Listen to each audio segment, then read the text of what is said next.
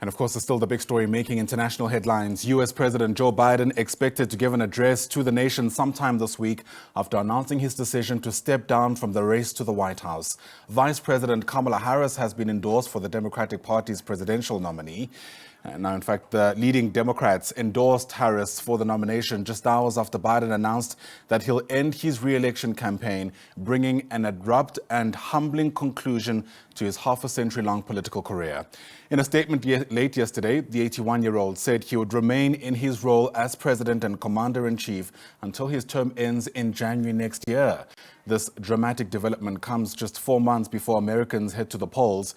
It follows weeks of intense pressure from Biden's fellow Democrats after his faltering debate performance, against Republican challenger Donald Trump. Let's make sense of it all for you. Bring in Professor of Political Science and International Relations at Cypress College. That's Peter Mathews, who's with us via our video link live from Los Angeles this morning. And Prof, it's lovely to have you on the program. Thanks very much indeed for making time. I mean, it's just after 9 o'clock where we are in Johannesburg, and I know after midnight for you. So we really do appreciate your staying up to help us make sense of what's taking place. So, as I mentioned, Joe Biden has been facing pressure for quite some time to step down. We're told some instances that pressure has been coming from inside the Democratic Party itself. I wonder if we know yet what ultimately pushed him over the edge to this point where he makes this announcement. Well, I think it was some very close advisors that he has. He has a very tight inner circle. And a handful of advisors, I think a couple of them, basically told him, they showed him the polling data for the last few weeks where his polling numbers have been going down, especially in the swing states. And one of the advisors told him, Mr. President, you really can't win this election. It could also endanger the House and Senate, which we might lose as well. So I think Joe Biden, being the great patriot he is, great president who actually contributed so much to this country and the investment programs he came up with when he was in office, and, you know, it's like Franklin Roosevelt investing in infrastructure and technology, saving us from COVID, helping us get out of COVID. All those things were big achievements. And so Biden had achieved so much that he can actually be thanked by a lot of Democrats for doing this very noble activity by saying he's going to turn this over to the vice president who's highly qualified. His vice president, he chose himself. That's probably what happened. It's actually what did happen, I think. And, you know, in fact, initially when he sent out that statement, it wasn't very clear if he was going to endorse Kamala Harris. I think there was communication thereafter that he would do that. And we'll speak about, you know, whether that is the smart strategic decision to make. But just in terms of making sense of the decision first, many people have told us that nothing like this has ever happened before, you know, where at this very late stage of campaigning, somebody as important, I suppose, as Joe Biden would pull out of the race. And I wonder what you reckon this signals about the Democratic Party and what might be taking place inside the organization, given, you know, the kind of support Trump might receive. Well, the party, most of them are very excited about this new candidacy of the vice president, who'll be running for president now, and I'm pretty sure she's going to actually win the nomination with no problem very quickly. And then she has all these endorsements. She's been endorsed by President Biden, but also by former President Clinton and Senator Hillary Clinton and Senator Elizabeth Warren, Congresswoman AOC. I could go on, and for several governors who were thinking about possibly who they would consider to be running against her for this position.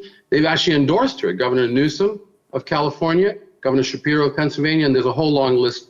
She's collected huge amounts of endorsements in this first day itself.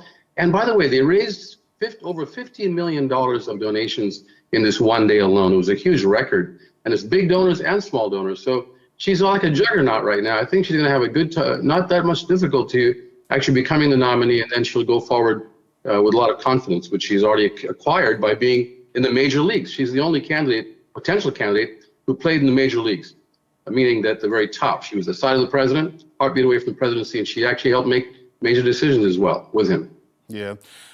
You know, ironically, the Republican Party, we're told, was kind of hoping Joe Biden would have stayed on, you know, because it just had so much on him. And you spoke about some of the polling that you reckon may have made the difference for him ultimately making that decision to step down. Is Kamala Harris a better contender against a Donald Trump? And I appreciate that's a bit of a broad question to ask, but a question that I imagine many people have been mulling over in the last few hours. Frankly, her numbers are the highest of all of the potential candidates. And she is, in fact, her numbers against Trump are higher than Joe Biden's numbers against Trump. And she's very strong in so many areas. She was a prosecutor. Don't forget her background. She was the San Francisco district attorney. First, she got elected to that. Then she became the California attorney general. Then she became U.S. senator from California and then vice president. So with that kind of background, a prosecutorial background, she can literally put out a pretty strong prosecution against whether or not President Trump should be the next president, or whether she should. It'll be quite an interesting debate to see between the two of them when they get to the stage. I think that Trump and his guys, including Vance, probably preferred to run against Biden. So I think it's going to be very exciting for many Democrats to see. She'll activate a lot of people who were kind of lukewarm to Biden. For example, young people who are upset with President Biden because of his stance. He wasn't firm enough about preventing the killing of so many Gazans in the Gaza fiasco with Israel. When the terrorists hit Israel, then Israel hit back, and 36,000 people in Gaza, civilians mostly, were killed. And the young people, 18-year-old voters, 19, 25, 29-year-old voters, were very upset that they were holding back on supporting President Biden. And she's going to bring them back. But she called for a ceasefire early on. Furthermore, she's pro-choice on abortion. And many people, including young people, think that's a very important issue to make sure women has the right to choose. Those issues, economic issues, immigration, she was good on that. She helped with the border crisis. In fact, when President Biden when Biden brought in this new executive order not long ago, that actually reduced undocumented crossings of the border by over 50%.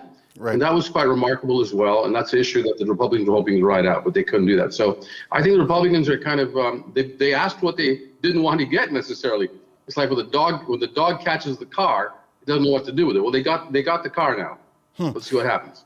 Indeed. And we know, of course, identity politics still feature very prominently in the U.S. You know, the last time there was a major contender, a woman contender for the race, was Hillary Clinton back in 2016, and she lost to Donald Trump. And so much of the commentary thereafter was speaking about how America is just not ready to reckon with a woman president yet. Before then, the first black president was Barack Obama, and he was elected in 2008.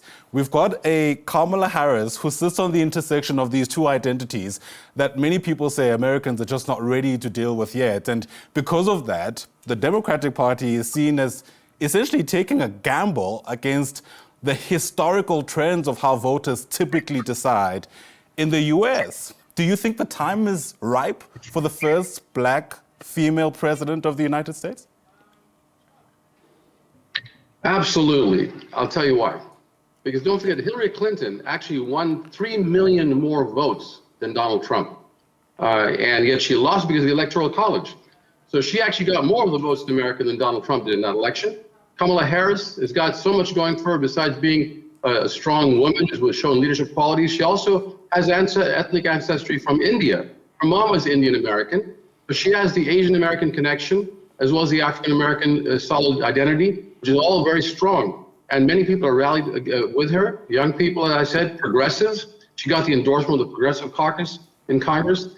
The Congressional Black Caucus leadership have endorsed her. The Hispanic Caucus leadership have endorsed her. And there are many, many women that are so excited now because of the issue that the first time in our history that we may have actually a woman president, which would be very remarkable. It's very possible it could happen, especially if she continues in the trajectory which she's been showing so far. Right. You know, as expected, a lot of people who I suppose are more associated with the Republican Party are saying if Joe Biden isn't fit enough for re-election, he's frankly not fit enough to remain in office. And so there's this growing call for him to step down, even though he mentioned in his own statement that he's willing to see through the rest of his term until January next year. Do you see him hanging on to that, given the public perception around why he wouldn't be fit for a re-election to begin with? I'm pretty sure I would have to say he'll probably be okay all the way through January. It's about 6 months away. And the only way he can be forced out is if they invoke the 25th Amendment. For that to work, the U.S. Vice President has to call the cabinet together, which is a Democratic cabinet like her, or Democratic appointed cabinet, and she'd have to call them together. It would take a vote, and if a majority of the cabinet agrees to say that the president is incapacitated, and they have to show that he's incapacitated. So the majority agrees that he's incapacitated, cannot carry out his duties. Then he will be asked to resign and let the vice president become the acting president. But if he disagrees and says, I'm not going to go anywhere, I'm fine, Then the Congress gets involved and there's a vote taken there. It's a very cumbersome step. It's never been taken before.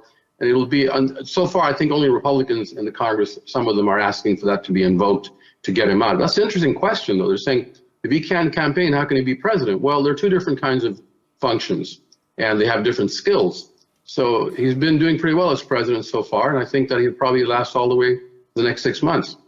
All right. Peter Mathews, we appreciate your time. Thanks for giving us your perspective on this most historic decision, dare I say.